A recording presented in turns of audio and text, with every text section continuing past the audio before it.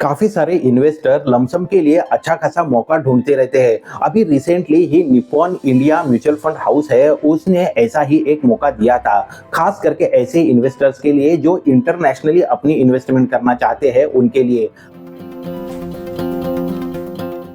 ये अभी रिसेंटली ही 4 वीक्स के पहले आप देखोगे तो Nippon India Taiwan equity fund यहाँ पे म्यूचुअल फंड हाउस ने अपनी लमसम इन्वेस्टमेंट लेना शुरू किया था। लेकिन जैसे ही अभी ये लिमिट क्रॉस हो रही है, वैसे अभी यहाँ पे लमसम की इन्वेस्टमेंट रोक भी दी गई है।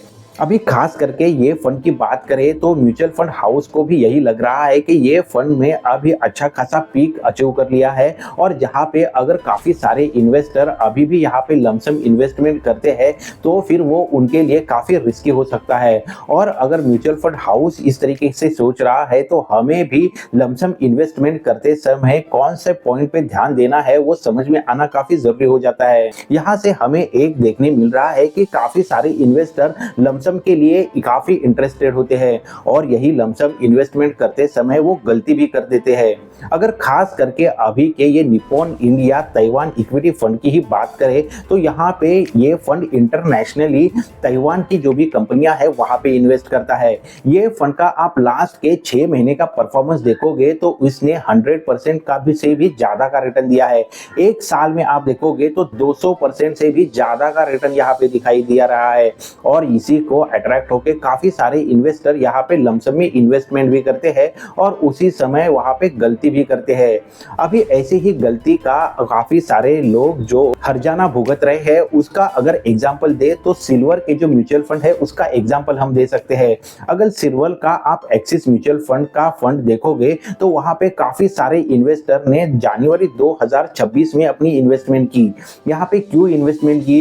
क्योंकि जैसे उन्होंने लास्ट के एक साल में सिल्वर में जो रैली आती हुई देखी, वहीं पे उन्होंने ये सोचा कि ये रैली से मैं भी अपने लिए अच्छा खासा रिटर्न केवल लमसम इन्वेस्टमेंट करके कर सकता हूँ, और उन्होंने जनवरी 2026 में काफी टॉप पे ही अपनी इन्वेस्टमेंट कर ली। और अभी आप देखते हो तो इसी फंड का जो भी इन्वेस्टमेंट है वो लॉस में ही ये सारे म्यूचुअल फंड इन्वेस्टर एक्सपीरियंस कर रहे हैं। तो समझो अगर हम किसी म्यूचुअल फंड में वो जब भी टॉप परफॉर्मर है तभी इन्वेस्टमेंट करते हैं तो फिर हमारे लिए वो एक हादसा ही हो जाता है।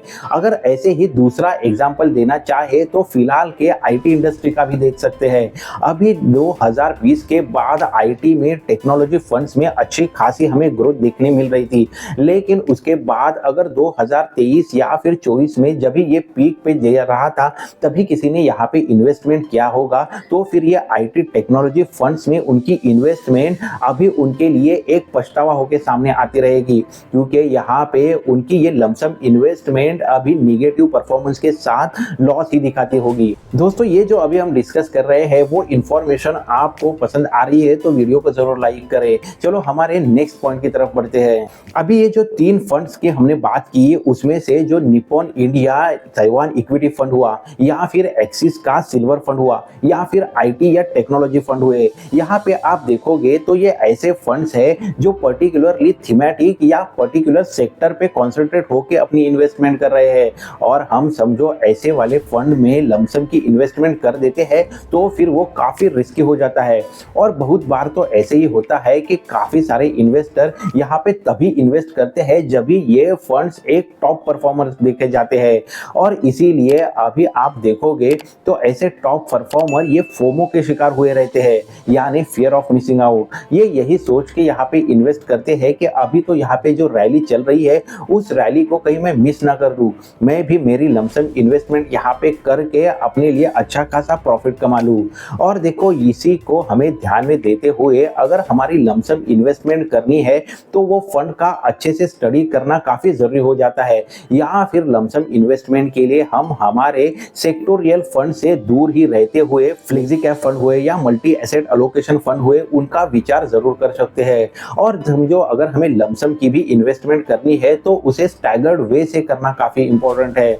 अभी देखो, आप ये जो हमने जो फंड डिस्कस किए उसमें से कहीं पे इन्वेस्टेड हो तो कमेंट करके जरूर बताना। आप इसके बारे में क्या सोचते हो, आपने कहीं पे लमसम इन्वेस्टमेंट की है क्या, वो भी कमेंट करके आप बता सकते हो। हम अगर हमारा पोर्टफोलियो डाइवर्सिफाई रख के हमारी इन्वेस्टमेंट करते हैं तो फिर वहीं पे हम लमसम भी अगर स्टैगर्ड वैसे करते हैं तो फिर वो हमारे लिए एक अच्छा खासा प्रॉफिटेबल डिसीजन हो सकता है। लमसम के इसी खतरे को ध्यान में दे तो लमसम से कंपेयर करते हैं तो हमारे लिए एसआईपी एक बेस्ट इन्वेस्टमेंट ऑप्शन निकल के आता है। एसआईपी के जो दो मेजर कैरेक्टरिस्टिक है वो एक तो डिसिप्लिन वे से इन्वेस्टिंग और दूसरा एक एवरेज वैल्यूएशन के साथ इन्वेस्टिंग। ये दोनों भी मिलके हमारी टोटल इन्वेस्टमेंट पे अच्छा खासा कंपाउंडिंग का जादू चला देते हैं, जिसके वजह से हम एक लॉन्ग पीरियड में अच्छी खासी वेल्थ क्रिएट कर पाते हैं। एसआईपी से भी अगर हमें इफिशिएंटली रिटर्न बनाने हैं तो उसके लिए भी पर्टिकुलर स्ट्रेटेजी काम करती है, और वो स्ट्रेटेजी कौन सी है उसका डिटेल एक वीडियो मैंने रिसेंटली बनाया था। उसके लिंक आपको ऊपर आई बटन में और डिस्क्रिप्शन में मिल जाएगी, वो आप एक बार जरूर देख लेना, क्योंकि ये कंसेप्ट अगर आप बिगिनर इन्वेस्टर हो तो आपके लिए काफी इंपॉर्टेंट है, जो आपके वेल्थ क्रिएशन और फिर प्रॉपर इन्वेस्टमेंट के लिए जरूर हेल्पफुल होगा। अगर कौन से म्यूचुअल फंड्स हमारे पोर्टफोलियो के लिए बेस्ट हो सकते हैं वो जानकारी आपको चाहिए तो ये वीडियो आपको जरूर हेल्पफुल हो सकता है। ऐसे ही interesting mutual fund related analysis हो, स्टॉक के एनालिसिस हो या फिर इंपॉर्टेंट मनी कंसेप्ट्स हो, उनको लेके नॉलेजेबल इंफॉर्मेटिव वीडियोस इस यूट्यूब चैनल पे आते हैं तो आप ये चैनल को जरूर सब्सक्राइब कर लेना। ऐसे ही इंटरेस्टिंग इंफॉर्मेशन के साथ जल्दी फिर से हम मिलेंगे। Thanks for watching.